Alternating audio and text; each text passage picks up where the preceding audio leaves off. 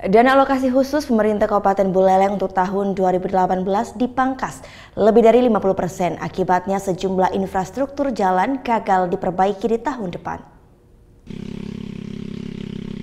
Sejumlah jalan di Kabupaten Buleleng ini terancam tak bisa diperbaiki lantaran tidak ada anggaran yang mencukupi di tahun 2018.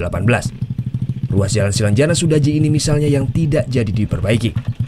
Padahal Dinas PUPR Pemkab Buleleng telah mendata sejumlah jalan yang akan dibangun pada tahun depan dengan target anggaran sebesar 78 miliar. Namun dana yang turun hanya sebesar 31 miliar rupiah.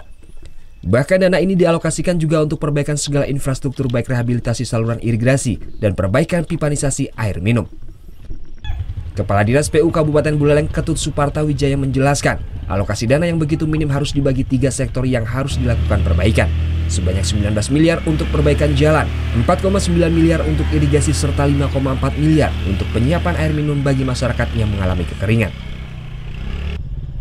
Beberapa poros jalan seperti Pakisan Klandis yang mengalami rusak parah pun mendapatkan anggaran perbaikan di tahun 2018.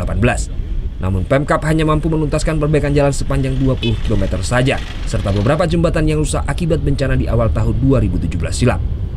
Harapan kita sebenarnya untuk tahun ini kita dapat menangani perbaikan jalan sepanjang 70 km. Namun karena keterbatasan anggaran, mungkin nanti separuhnya dari itu bisa. Nah, ada juga infrastruktur rusak ya yang melakukan pembiayaan, penanganan, tapi di jembatan Bukulan ya, pasca bencana yang rusak akibat bencana bulan Februari kemarin, juga ada jembatan di Pakisan. Perbaikan jalan Kabupaten untuk tahun 2018 dengan anggaran 19 miliar lebih yang bersumber dari BAK dengan total panjang target kita 20 km. Sisa infrastruktur yang belum bisa dilakukan perbaikan di tahun 2018 ini akan dirancang kembali dalam anggaran untuk diajukan ke pemerintah pusat. Sehingga di tahun 2019 nanti anggaran dan untuk Kabupaten Buleleng pun diharapkan bisa terpenuhi. Putu Wijana melaporkan untuk NET.